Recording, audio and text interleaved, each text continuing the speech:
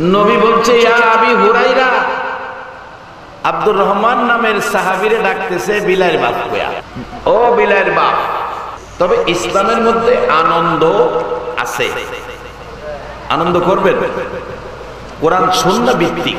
আমাদের দেশের এখন মুসলমানের যুব সমাজ দেখছি ঈদ উপলক্ষে ঈদের আনন্দ উপভোগ করতে যাইয়া ডেক সেট লাগায়, ডেক সেটের বাজনায় মাটি পর্যন্ত কাঁপে। আর লজ্জাহীন কিছু যুবক ডেক সেটের বাজনার তালে তালে নাচে। যেই মাটি বাজনা দিয়ে কাঁপাইতেছ, আবার মাটির উপর নাচতেছ। ও আখিরি নবীর উম্মত, মুসলমানের সন্তান, মনে রেখো এই মাটি একদিন তোমার প্রতিশোধ নেবে। যেদিন সাদা কাফনটা পরে এই মাটির ভিতরে যাবে। আল্লাহ কোরআনে বলছে নামাজের পর ভালো কাজ করতে।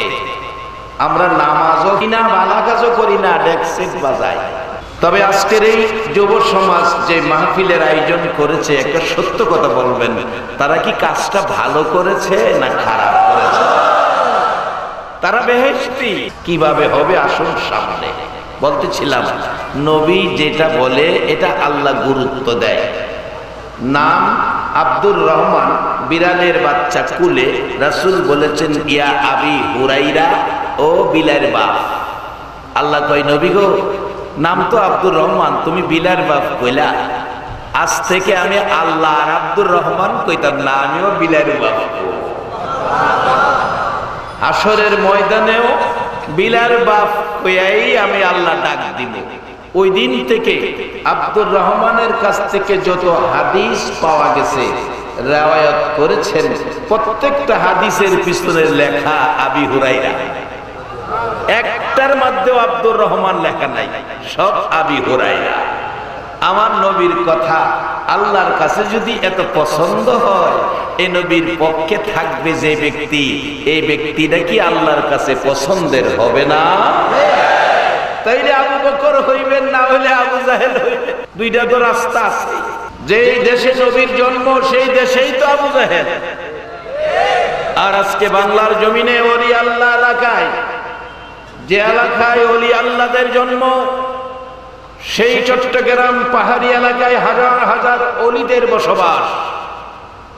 1400 বছর পর 6 থেকে 6500 কিলোমিটার দূর সেই নবীর ভালোবাসা নিয়ে বসে আছেন। আমার মন বলে আপনাদের মায়ায় আমার নবী ফুল সিরাতের ঘাটে বসে থাকবে।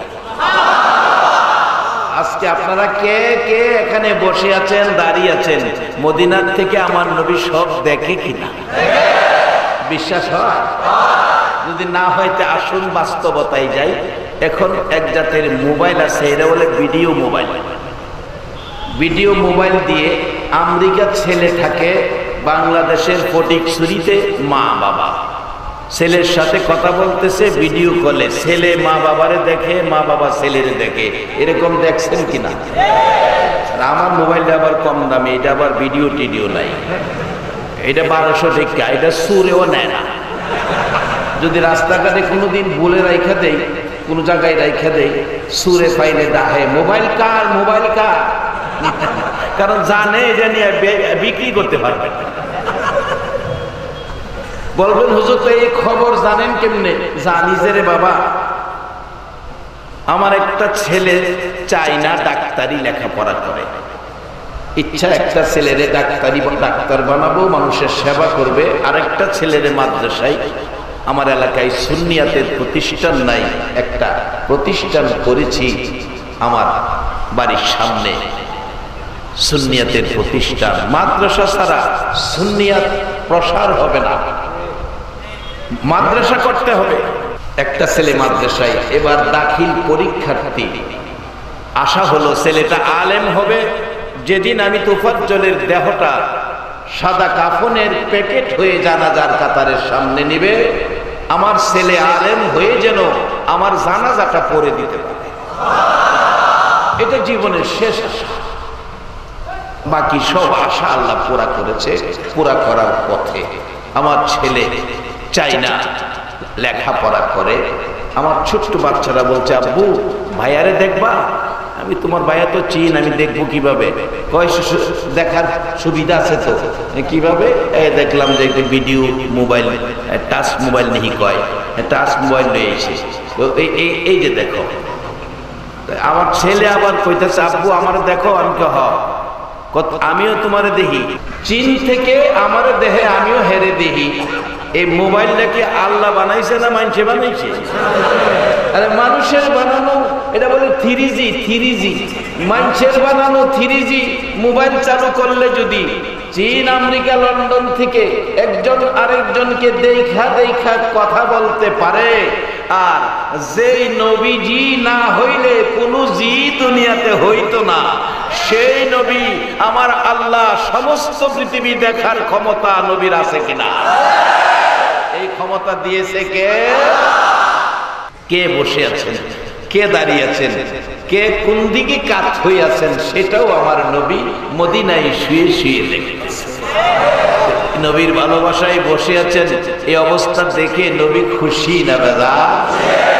নবী খুশি করলে আল্লাহ খুশি হবে না বেজার হবে? আল্লাহ কোরআনে বলছে ফাত্তাবিউনি ইউহিব্বুকুমুল্লাহ। বিস্তারিত আলোচনা করার সময় নাই, কম সময় আমি মূল কথাগুলো বলতেছি। আসুন সামনে, আমরা ভাগ্যবান আখিরি নবীর উম্মত, আমরা বেহেশতি হব, আমরা বেহেশতে যাব। নবী আমাদেরকে বেহেশতি মেহমান বানায়া গেলেন। এখন যাব বেহেশতে, নেওয়ার দায়িত্ব কার? আবার বলুন, নবী আমাদের হাতে জান্নাতের টিকিট দিয়ে দিছে। কাউন্টার থেকে টিকিট কাটছেন, সুবর্ণ এক্সপ্রেস ঢাকা যাবেন, টিকিট কাটছেন। এখন ঢাকা যাওয়ার জন্য ট্রেন প্ল্যাটফর্মে দাঁড়ানো, ট্রেনে উঠবেন, গার্ড সাহেব সিগন্যাল দিবে, গাড়ি টান দিবে, ঢাকা বসবেন, টিকিট আছে। আমার নবী উম্মতের হাতে জান্নাতের টিকিট কাইটা দিছে। মান ক্বালা লা ইলাহা ইল্লাল্লাহু মুহাম্মাদুর রাসূলুল্লাহ। এই টিকিট উম্মতের হাতে দিতে যাইয়া আমার নবীর জীবনের মধ্যে কত কষ্ট। আম্মা জান খাদিজাতুল কুবরা রাদিয়াল্লাহু তাআলা আনহা বলেন, পৃথিবীর মানুষেরা রে, আমার নবী জীবনে কত কষ্ট করেছে মানুষকে জান্নাতি বানানোর জন্য, মানুষকে জাহান্নাম থেকে বাঁচানোর জন্য। হিংসা বিদ্বেষ ভুলে মানুষ মানুষের সাথে মিলেমিশে থাকবে, সেই জন্য মানুষ মানুষের সাথে মিলেমিশে থাকবে। কোরআন সুন্নাহর পক্ষে মানুষ বসবে। আল্লাহু আকবার বলো। আমার নবী খায়া না খাইয়া 63 বছর জিন্দেগি কষ্ট করে আজকের এই পরিবেশ হাদিয়া দিয়ে গেলেন। নূহ আলাইহিস সালাম, হযরত নূহ আলাইহিস সালাম 950 বছর কষ্ট করে পৃথিবীতে এই পরিবেশটুকু আনতে পারে নাই। আমার নবী মা নাই, বাবা নাই গো, 63 বছর জিন্দেগি খায়া না খায়া কষ্ট করে এই পরিবেশটুকু রেখে গেলেন, যে এই পরিবেশে মানুষের হিংসা নাই, বিদ্বেষ নাই, মন কষাকষি নাই। এত লোক এক ইউনিয়নের না, এক থানার না, এক গ্রামের না, এক বংশের না, এত লোক আপনারা বসে আছেন, দাঁড়িয়ে আছেন।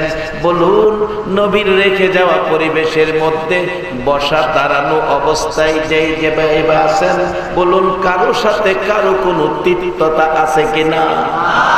মন কষাকষি আছে কিনা?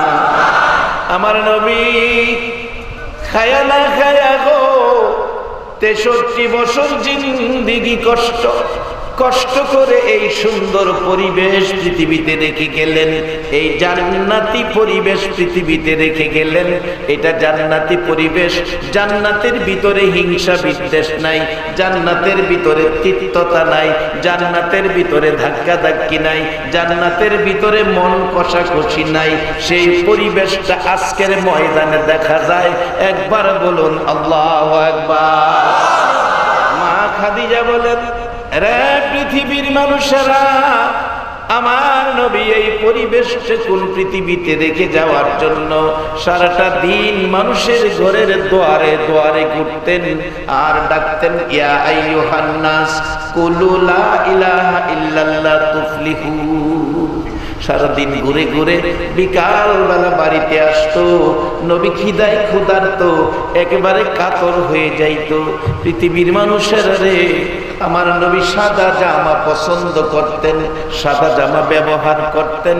যদিও জান্নাতি পোশাক হবে সবুজ, সাদা জামা ব্যবহার করতেন, সাদা জামা পছন্দ করতেন। মা খাদিজা বলেন, আমি নবীজির পছন্দের জামা কাপড়গুলো ধুয়ে মুছে পরিষ্কার করে রাখতাম। সকালবেলা নবীজি এই সুন্দর পরিষ্কার জামা গায়ে দিয়ে ঘর থেকে বেরিয়ে যাইত। পৃথিবীর মানুষেরা রে, আমার নবী সব সময় যেই টাইমে ঘরে আসতেন, বিকাল হয়ে গেল এখনো ঘরে আসতেছে না। আমি খাদিজা রাস্তার দিকে তাকিয়ে আছি, একটু পর দেখি ওই সময় পার হয়ে গেছে। আমার নবী আস্তে আস্তে হুজরার দিকে, ঘরের দিকে আসতেছে। কাছাকাছি আসার পর তাকিয়ে দেখি আমার নবীর গাল বেয়ে বেয়ে পানি পড়তেছে। পৃথিবীর মানুষেরা, আর একটু কাছে আসার পর দেখি আমার নবীর সাদা জামাই লাল লাল দাগ দেখা যায়। কাছাকাছি আসার পর নবীজির সামনে দাঁড়িয়ে বললাম, হুজুর কেন গো এইভাবে চোখের পানি ছেড়ে ছেড়ে কাঁদছেন? জামা ধুয়ে মুছে পরিষ্কার করে দিয়েছিলাম, এই জামার মধ্যে লাল দাগ মাঝে মাঝে দেখা যায়, কি কারণ, কি হয়েছে? নবী গো কান্নার কারণ, দাগের কারণ জানতে চাই। আমার নবী জবাব দেয়, বিনায়া বিনায়া কান্দে। খাদিজা রে, আমার মায়ের দেশ, বাবার দেশ, দেশের মানুষগুলোকে আমি জান্নাতি বানাইতে চাই, জাহান্নাম থেকে বাঁচাইতে চাই। হিংসা বিদ্বেষ ভুলে মানুষ মানুষের সাথে মিলেমিশে থাকবে, মানুষ জান্নাতি পরিবেশ, সুন্দর পরিবেশ সাজাবে। রে খাদিজা, আমি ঘরের দোয়ারে দোয়ারে সারাদিন ঘুরি, রাস্তায় মানুষ পাইলে পিঠের উপর হাত বোলাই, মাথার উপর হাত বোলাই। খাদিজা রে, কেন জানি আমার দেশের বন্ধুরা তারা জানে আমি মুহাম্মদ। জীবনে একটা দিন বাবা কইয়া ডাকলাম না, একটা দিন বাবার চেহারা দেখলাম না। 6 বছর বয়সে মা হারাইলাম, মা ডাকার সুযোগ আমি আর পাইলাম না। খাদিজা রে, সবগুলো কথা বুঝাইলাম, তারা বুঝতে রাজি না। আমারে পাথর দিয়া আঘাত করেছে, সেই আঘাতে শরীর মুবারক ক্ষত বিক্ষত হয়ে রক্ত মুবারক জামা লাল হয়ে গেছে। মা খাদিজা বলেন, হুজুর আর যায়েন না, তারা আপনার কথা মানবে না। আমার নবী বলেন, খাদিজা রে বাধা দিস না, যত ব্যথা, যত দুঃখ, যত কষ্ট আসুক না কেন রে খাদিজা, আমি মানুষকে জান্নাতের পথ দেখাইয়া দিব। আমার আল্লাহ বলেন, বন্ধু গো, জান্নাতের পথ জান্নাতি বানানোর জন্য এত কষ্ট, এত ব্যথা, এত দুঃখ সহ্য করে নিলা। বন্ধু গো, আমি আল্লাহ কথা দিলাম, তোমার উম্মতের জান্নাতে নেওয়ার দায়িত্ব আমি আল্লাহ নিলাম। আমি আল্লাহ তোমার উম্মতের ডাইকা ডাইকা ভালো পথে উঠাইয়া আমি জান্নাতি বানাইয়া তোমার উম্মতকে দুনিয়া থেকে নিয়ে যাব। এই জন্য আমার নবীর কষ্টের গুরুত্ব দিতে যায়া আল্লাহ পাক কত সুন্দর করে ডাকতেছে, ইয়া আইয়ুহাল্লাযীনা আমানুর কাউ ওয়াসজুদু ওয়া'বুদু রাব্বাকুম আফআলুল খায়রা লাআল্লাকুম তুফলিহুন। আল্লাহ ডাকতেছে আপনাদেরকে, সবাইরে ডাকে না। ইয়া আইয়ুহান নাস বললে সকল মানুষ ডাকের মধ্যে পড়তো, ডাকছে আমানু। নবী কষ্ট করে যারে কালিমা পড়াইয়া আমানু বানাইছে, আল্লাহ হেরারে ডাকতেছে। বাজান, আমি বেহেশতের পরামর্শ দিতেছি আল্লাহ রাসূলের পক্ষ থেকে। এই পরামর্শ, আপনারা বেহেশতে যাবেন, রাজি আছেন তো? 1 ঘন্টা সময় দিতে রাজি আছেন না? আবার কেউ কেউ বলবে এগুলি লাগবে না, নামাজ পড়লেই বেহেশতে যাওন যাইব। আল্লাহ কথা কয় নাই নামাজ পড়ে বেহেশতে যাওন যাইব। নামাজ পড়া যদি বেহেশতে যাওন যাইত তাইলে কাদিয়ানীরাও নামাজ পড়ে, এরাও বেহেশতে যাইত। 9 লক্ষ বছর নামাজ পড়ছে ইবলিস, বলুন তার কপালে বেহেশ আছে? নামাজ কিভাবে পড়বেন, কে পড়বেন, কার জন্য নামাজে বেহেশতের খবর দিবে আল্লাহ কোরআনে পরামর্শ দিয়েছেন। তাই আসুন সামনে বাড়ি। এই নবীর উম্মত, নবী কষ্ট করে আমরা জান্নাতের টিকিট হাতে দিলেন। আল্লাহ পরামর্শ দিলেন এই টিকিটওয়ালাদেরকে, ও আমানু ইমানদার আখিরি নবীর উম্মত কালিমাওয়ালা, তোমরা কি করো? উরকাউ ওয়াসজুদু ওয়াবুদু রাব্বাকুম, রুকু সিজদার মাধ্যমে রবের ইবাদত করো। ওই জান্নাতে নিবার দায়িত্ব তো আল্লাহ, আপনারে জান্নাতে যাওয়ার কাজগুলি করাইতেছে। রুকু সিজদার মাধ্যমে রবের ইবাদত করো। আচ্ছা, রুকু সিজদার ইবাদতটার নাম কি? সবাই বলেন। আরে বাবা, পড়েন আর না পড়েন, স্বীকার করেন না। রুকু সিজদার মাধ্যমে ইবাদতটার নাম কি? মাশাআল্লাহ। নামাজের মধ্যে বরকত আসেনি? অহন নাই? আছে, আমরা নিতে পারি না। কেন পারি না? আল্লাহ বলছে নামাজের পরে কি করো? আফআলুল খায়রা, ভালো কাজ করো। কিন্তু আমরা নামাজের পরে ভালো কাজ করি না। নামাজ পড়া দোকানে যাই সরিষার তেলের সাথে সয়াবিন মেরে দিই।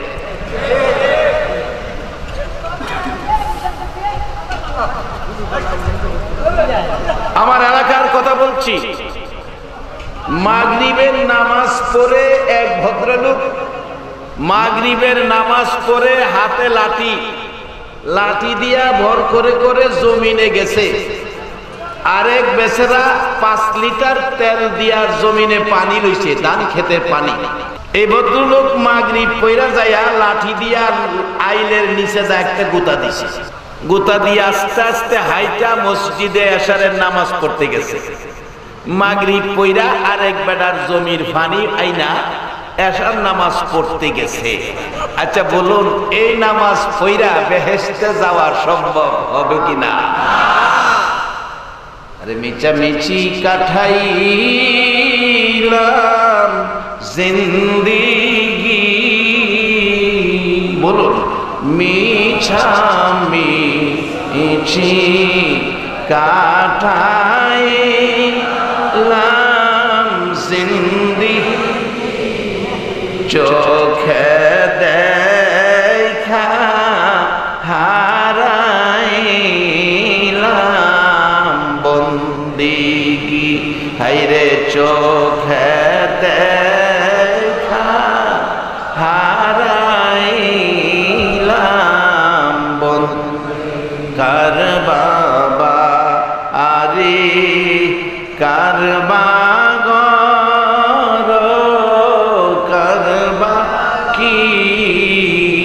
কার বাবা রে কার বাগর কার বাকি অন্ধকার কবরে হবে বসতি। হাইরে অন্ধকার কবরে এই দুনিয়া মুসাফির খানা জানো না, এই দুনিয়া মুসাফির খানা জানো, কত মানুষ আইল গেল রইল না। হাইরে কত মানুষ আইল গেল আমরা কিছুদিনের মেহমান, এই দুনিয়ায় চিরকাল থাকার কোনো সুযোগ নাই। আমাদের চোখের সামনে কত মানুষ এই দেশে বসবাস করত, তারা আজকে নাই, চলে গেছে। আমরাও যাওয়ার পথে আছি। কবরে যাইবেন না এমন মানুষ আছেন এখানে? 6টা দেশের ভিসা দিয়া পাঠাইছে বাজার। এই দেশটা আইসা মনে যাচ্ছে তা কইরেন না, নবীর কথা বললেন। 6টা দেশের ভিসা দিয়া পাঠাইছে, কিতাবী ঘটনা। প্রথম দেশটার নাম আলমে রূহ, রুহের দেশ, যেখানে সকল মানুষের রূহ ছিল।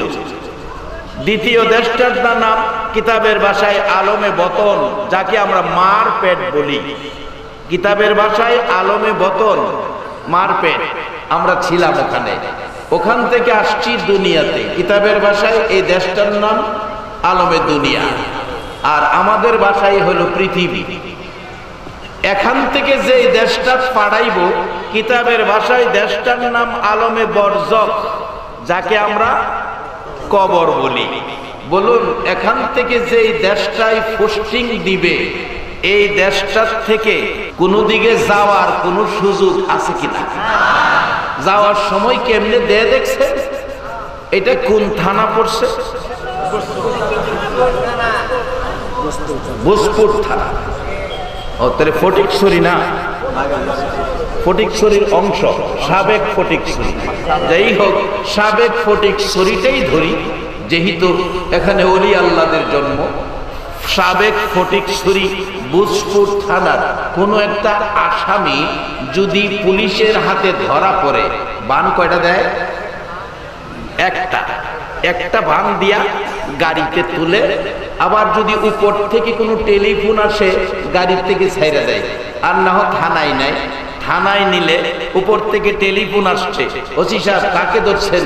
এমপি সাহেবের ভাতিজা, ছাইরা দেয়। আর যদি আপনার জেলেও দেয়, 3 মাস জেল খাইটা জামিনে বাইরেও যায়। এরপরে একটা বান্দে ধরা পড়লে যদি শুনে, এখন ওই ওয়ারেন্টের আসামি ওয়াজ শুনতেছে, পুলিশ আইতেছে তারে ধরার জন্য। বলুন, এই আসামি লোকটা ওয়াজ শুনবে না দৌড়বে? একটা বান দিয়া থানায় নিব, এরপরও দৌড় শুরু করলেন। টেলিফোনে ছাইরা দিব, এরপরও দৌড় শুরু করলেন। জেলে দিলে 3 মাস পরে জামিনে বাইরে আইতে পারবেন, তারপরও দৌড় শুরু করলেন। আর এমন এক জায়গার ওয়ারেন্ট ওই আল্লাহর কোর্ট থেকে হইয়াছে, ওয়ারেন্টের আসামি ধরা পড়ার সাথে সাথে 3টা বান দিব। মাথার মুডি টাইনা টাইনা বাঁধবে, পায়ের মুডি টাইনা টাইনা বাঁধবে, মাঝখানে আরো একটা বান। বলুন দেয় কিনা? 3 বান্দের আসামি। রে ফটিকছড়ির বাবারা ভাইয়েরা, ভোজপুরের বাবারা ভাইয়েরা, 3 বান্দের আসামি তোমার নামে ওয়ারেন্ট হয়ে গেছে।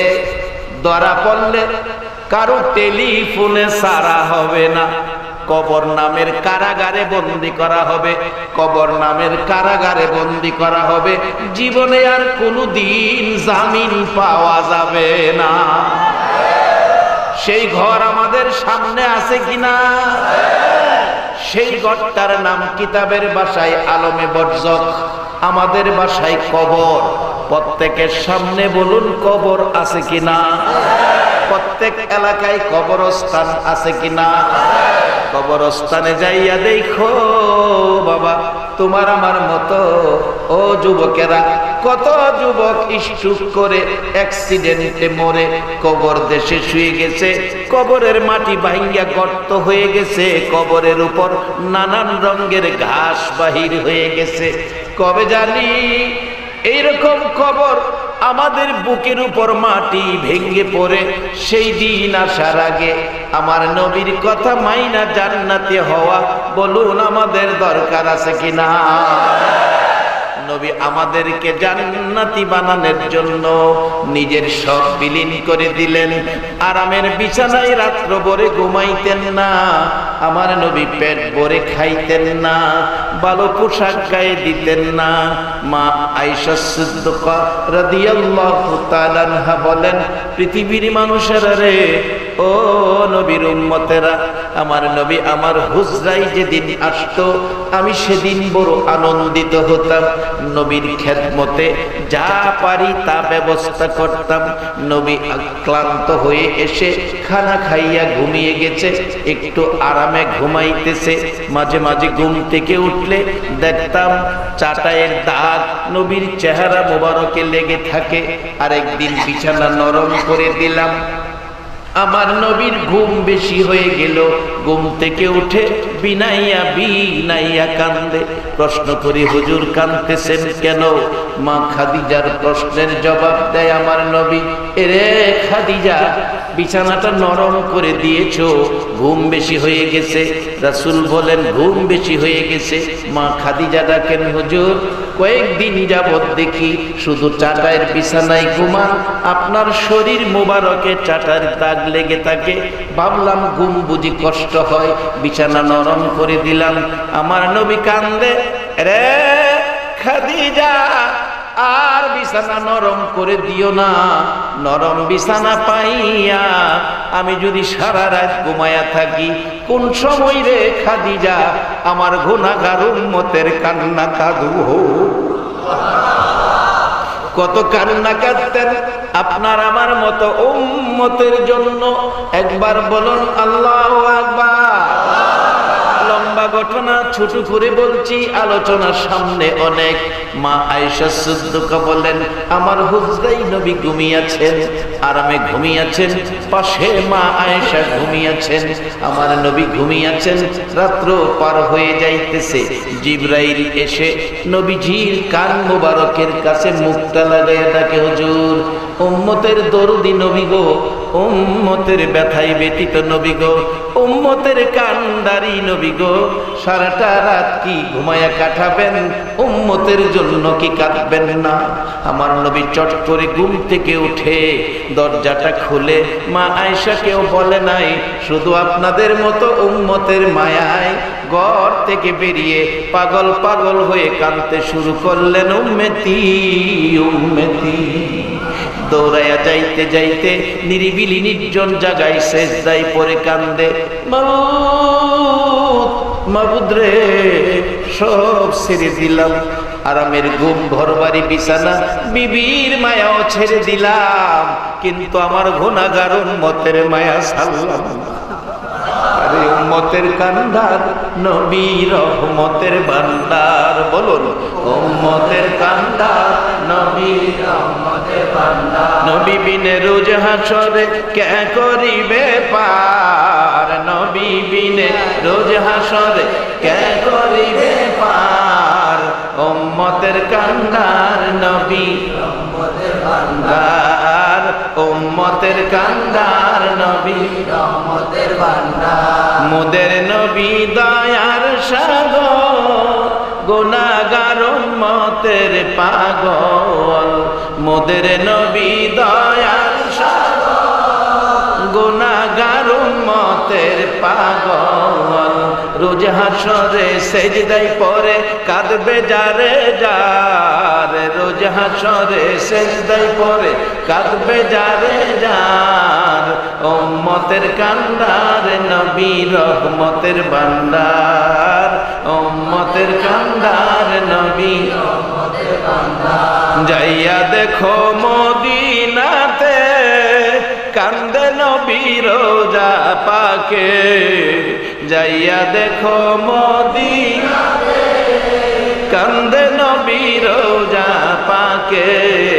মাফ করিয়ে দেও গো খোদা উম্মত গুনাহগার, মাফ করিয়ে দেও গো খোদা উম্মত গুনাহগার।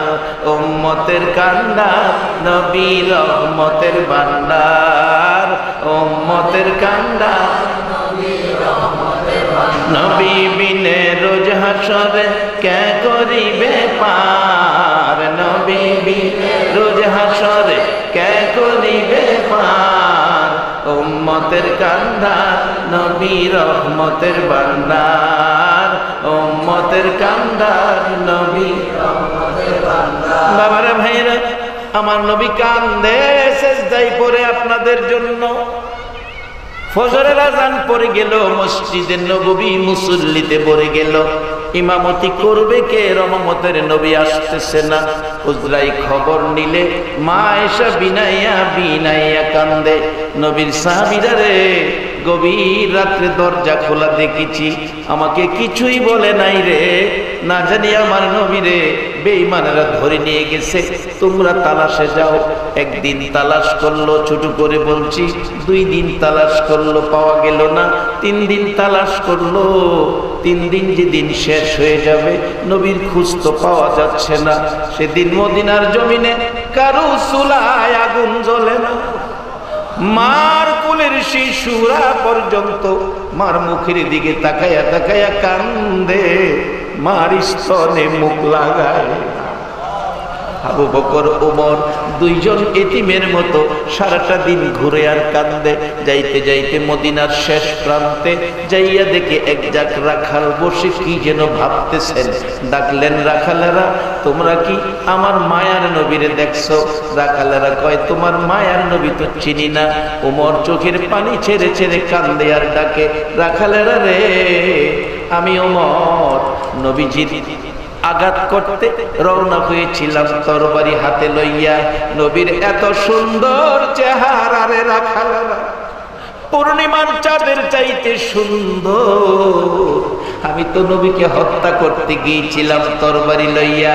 নবীর সুন্দর চেহারা একটা নজর দেখে সহ্য করতে পারি নাই, আমি কালিমা পড়ে মুসলমান হয়ে গেছিলাম। আজকে 3টা দিন হলো রে আমার সুন্দর নবীরে দেখি না, পানিটা পর্যন্ত আমি ওমর খাই না। একটা রাখাল দাঁড়িয়ে বলছে, এরে আবু বকর ওমর, এবার একটা খবর দিতে পারি, সুন্দরের কথা যখন বলছো। আবু বকর ওমর, পাহাড়টার পাশে যাইয়া দেখো, আজকে 3 দিন হলো একটা সোনার পুতুল রে আবু বকর, পূর্ণিমার চাঁদের চাইতে সুন্দর। আজকে 3 দিন পর্যন্ত সেজদায় পড়ে উম্মতি উম্মতি বলে কাঁদতেছে। 3 দিন পর্যন্ত খাবার নাই, ঘুম নাই, গোসল নাই, আরাম নাই। আপনার আমার মতো উম্মতের মায়ায় কাঁদে। এই নবীর উম্মতের জান্নাতে নেওয়ার পরামর্শ দেয় আমার আল্লাহ। আমরা জান্নাতি হব ইনশাআল্লাহ। আল্লাহ এই মাহফিলের সকলকে জান্নাতি হিসাবে কবুল করে নেক, সকলে বলুন আমিন। তবে এই নবীর কথা, এই নবীর ভালোবাসা, এই নবীর সাথে সম্পর্ক রাইখা নাকি আবু জাহেলের মতো বেঈমানি কইরা? আবু বকরের মতো ভালোবাসা দিবেন না আবু জাহেলের মতো বেঈমানি করবেন? আবু জাহেলের মতো বেঈমানি করে এমন মানুষ আমাদের বাংলাদেশে আছে না? তাদের নসিব ভালো না। আর মক্কায় জন্মই তো আবু জাহেলের নসিব ভালো। সকাল সন্ধ্যা নবীরে দেখাও পারলো না, কালিমা পয়রা নবীর উম্মত হইতো। আজকে আমরা কত ভাগ্যবান, একটা দিন নবী দেখলাম না, নবীর মহল্লায় জন্ম হইলাম না, বাংলার জমিন থেকে আমরা আখেরি নবীর উম্মত। সবাই বলুন মারহাবা। সে নবীর দরুদ সালাম মন ভরে পড়বেন। তাই আমি অনেক সময় মাহফিলে গজলের মধ্যে আনছি, দরুদ সালাম জানাই, দরুদ সালাম জানাই নবীজির হুজুরে, নবী গো আমরা গুনাহ। বলুন, দরুদ সালাম জানাই, দরুদ সালাম জানাই নবীজির হুজুরে, এ নবী গো আমরা গুনাহ, আমরা গুনাহগারে জানাই, আমরা গুনাহগারে, ও নবী আমরা গুনাহগারে জানাই, আমরা গুনাহগারে, নবী গো আমরা গুনাহগারে।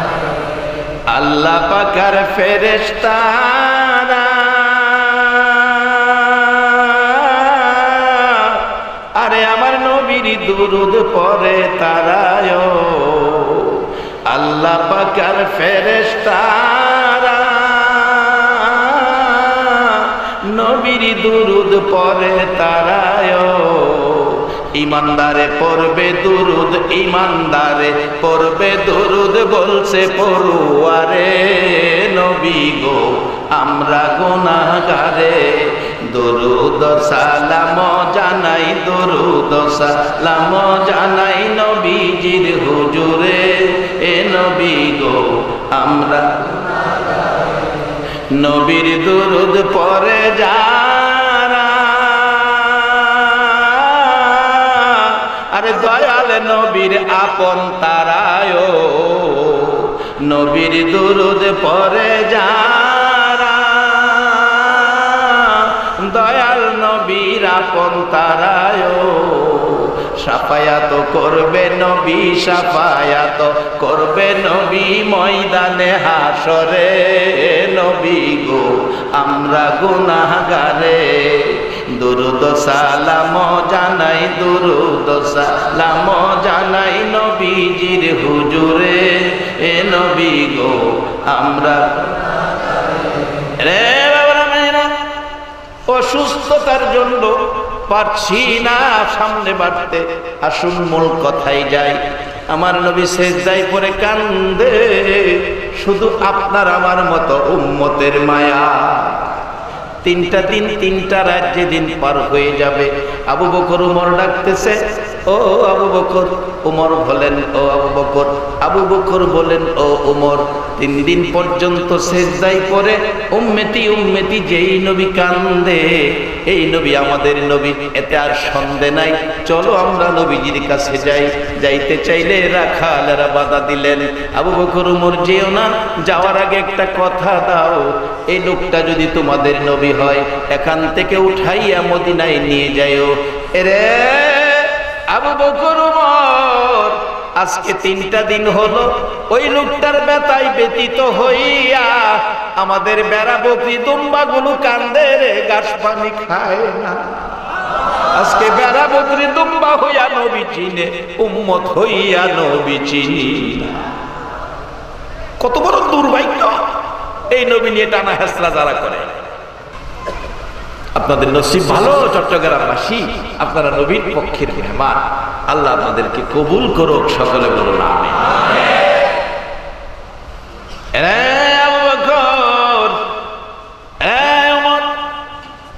অনুরোধ করি লোকটাকে উঠাইয়া মদিনায় লয়ে যায়।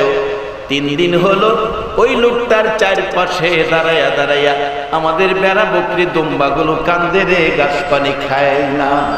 আবু বকর উমর একটা দৌড় দিয়ে নবীজির কাছে গেলেন, যাইয়া দেখে আমার নবী এখনো উম্মতি উম্মতি বলে কান্দে, চোখের পানিতে জমিন ভিজতেছে। উমর আবু বকর 2 জন পাশে, আবু বকর কান্দে, উমর উমর রে, ও ভাই উমর তাকায়া দেখ, যে নবীর সুন্দর চেহারা দেখে কালিমা পড়ে মুসলমান হয়েছিলে, তাকায়া দেখ সেই নবী 3 দিন হলো উম্মতের মায়ায় কাঁদতে কাঁদতে চেহারা মলিন হয়ে গেছে। যেই নবী 3 দিন পর্যন্ত না খায়া না ঘুমায়া আপনার আমার মতো উম্মতের ব্যথায় কান্দে, এই নবীর উম্মত হয়ে নবীর পক্ষে থাইকা নবীর কথা মানা, বলুন আমাদের দরকার আছে কিনা? মাঘো মে লোকেরা তোমরাও মাইনো। আল্লাহ পরামর্শ দিছে, নবী জান্নাতের টিকিট দিছে উম্মতের হাতে, আল্লাহ জান্নাতের সিস্টেম দিছে কোরআন শরীফে, যার বাস্তব বলেছিলাম, ইয়া আইয়ুহাল্লাযীনা আমানুর কাউ ওয়াসজুদু ওয়াবুদু রাব্বাকুম ওয়াফআলুল খায়রা। নামাজের পরে ভালো কাজ করতেন কইছে, ওয়াফআলুল খায়রা। যদি নামাজের পরে ভালো কাজ থাকে তাহলে এই নামাজিকে আল্লাহ বলছেন লাআল্লাকুম তুফলিহুন, তোমার জীবনটা সফল, তুমি সফল কাম, অর্থাৎ তুমি আমার পছন্দের হয়ে গেছো, আমি তোমাকে 10টা পৃথিবীর সমান একটা জান্নাত আমি দান করে দিলাম। আর এই জান্নাতি মেহমানের খেদমত করে জিবরাইল নিজে। ফেরেশতাদের জন্য জান্নাত না, জান্নাত বানাইছে বেহেশতীদের জান্নাতীদের খেদমত করার জন্য। সুবহানাল্লাহ। যার বাস্তব শেষ কথা, তারপরে আমি দোয়া করব। কিতাবী ঘটনা বলছি, হযরত মালিক ইবনে দিনারের জীবনের মধ্যে আসছে ঘটনাটা। মালিক ইবনে দিনারের জীবনের মধ্যে আসছে ঘটনাটা। 2 জন একই মার পেটের দুই ভাই আগুনের পূজা করে। আগে তো আগুনের পূজা করত, পূজা করে। এই দুই ভাই একদিন বলতেছে আগুনের পূজা যে করোস, আগুনে কি খাতির করবো, রেহাই দিব? আচ্ছা, আপনাদের ধারণা কি আগুনের পূজা করলে কি আগুনে খাতির করবো? দুই ভাই পরামর্শ করে একটা কাজ করি, কি লো আগুন জ্বালাইয়া পরীক্ষা করি। বড় কইরা আগুন জ্বালাইছে, পরীক্ষা করতে দেখে আগুনের কাছেই যাইতে পারে না। অবশেষে বড় ভাই ছোট ভাইরে তুই যা, কয় না ভাই তুমি বড়, তুমি 60 বছর, কিতাব লেখে বড় ভাই আগুনের পূজা করছে 60 বছর, ছোট ভাই 30 বছর মাত্র, আমার 30 তোমার 60, তুমি যাও। কয় না আমি যেতাম না, তুই যা। ভাই আঙ্গুলটা দিয়া দেখি, আগে টেস্ট করি। সবকিছুর ওই টেস্ট আছে না? এই যে সামনের মেট্রিক দাখিল পরীক্ষা, এখানে টেস্ট পরীক্ষা আছে না? টেস্ট করি। আজকের মাহফিলটাও মনে করবেন ইমানদারের জন্য জান্নাতে যাওয়ার একটা টেস্ট পরীক্ষা। এখানে সময় দেওয়া, বসা, নবীর মহব্বত, কোরআনের পক্ষে, সুন্নাহর পক্ষে বসা, এটা হলো ইমানদারের জান্নাতে যাওয়ার টেস্ট পরীক্ষা। ছোটরা কয় ভাই আঙ্গুল দিয়ে টেস্ট করি। আচ্ছা, আপনারা ফয়সালা দেন, আঙ্গুল আগুনে দিলে ফুরবো না ছাড়বো? আঙ্গুল দিতে দেরি, ফুটতে দেরি নাই। মাগো মা, ভাই আর হের বোঝা করতাম না। ভাই কি করবি? লও এক কাজ করি, আমরা লও আখিরি নবীর উম্মতের জায়গা, মালিকের মদিনার জীবনের মধ্যে। আচ্ছা, আখিরি নবীর উম্মতের দাম বলছিলাম জিবরাইলের চেয়েও, কয় না ভয় পাইতেছে? আখিরি নবীর উম্মতের দাম জিবরাইলের চেয়েও, একবার বলুন আল্লাহু আকবার। এখন কি দামি হইবেন কি কাম কাজ বালা কইরা না খারাপ কইরা? দুই ভাইয়ের ফাইসালা, আখিরি নবীর উম্মত হয়ে যাবে। আরে আখিরি নবীর উম্মত হইয়া কবরে গেলে আল্লাহ কইছে, বন্ধু গো তুমি বহুত কষ্ট করছো উম্মতের লাইগা, আমি কথা দিলাম, কোরআন শরীফ আলেম ওলামার আছে, বাল আহিয়াউন ইনদা রাব্বিহিম ইরযাকুন। দুনিয়ার মানুষ যেমন 3 বেলা খায়, তোমার উম্মত কবর আইলে আমি 3 বেলা খানা খাওয়াই। এই নবীর উম্মত কবরে গেলে 3 বেলা বলে আল্লাহ খানা খাওয়াইবে। মালয়েশিয়া মাহফিলে গিয়া দেখি, মালয়েশিয়া, চাইনারাই মালয়েশিয়ার মধ্যে বেশি ফ্যাক্টরির মালিক। এক বড় লোক মালিক মারা গেছে, এর চাইনা কবরস্থানে মাটি দিতেছে, এর সাথে বদনা, জগ, কলসি, গেলাস, ডেক, পাতি যা কিছু আছে, এমনকি সিগারেট খাইতো, সিগারেটের ফ্যাকও সাথে দিয়ে দিছে। আবার 6 লক্ষ রিঙ্গিত সাথে দিছে, খাতা কলম দিয়ে দিছে, হিসাব কিতাব কইরা যাতে চলতে। আচ্ছা, আপনারা কি কোন কবরে গিয়া হিসাব কিতাব কইরা চলা, এই টাকা দিয়া বাজার করার সুযোগ কি কবর আছে? কবরে গিয়া খাইতে হইলে আখিরি নবীর উম্মত হইয়া যা। আল্লাহ কইছে বাল আহিয়াউন ইনদা রাব্বিহিম ইরযাকুন, 3 বেলা কবর রিজিক খাওয়াইবো।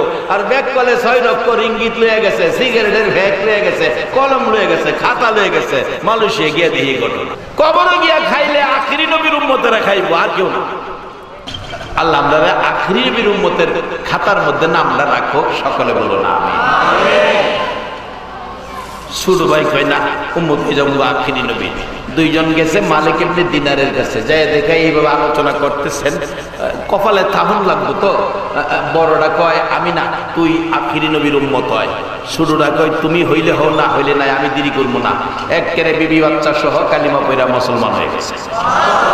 রাত্রের বেলা চিন্তা করে কেমনে কি করুন, খাবার দাবার কোত্থেকে আইব। এখন তো মুসলমান হয়েছে, মুসলমানের একজন গার্জিয়ান আছে না? বলুন তো এই গার্জিয়ানটা কে? আসতে পেলেন যে বুঝছি, আসতে কি লেগে কইছেন? রোহিঙ্গা মুসলমানরা মায়ের খাইতেছে, আল্লাহ কিছু কয় না, এর লাগিয়ে আসতে কইছেন। কিন্তু মায়ের খাইতেছে, আল্লাহ তো ধরে না। যেদিন ধরবো, কি যেদিন ধরবো, ধরলে আর ছাড়ে না।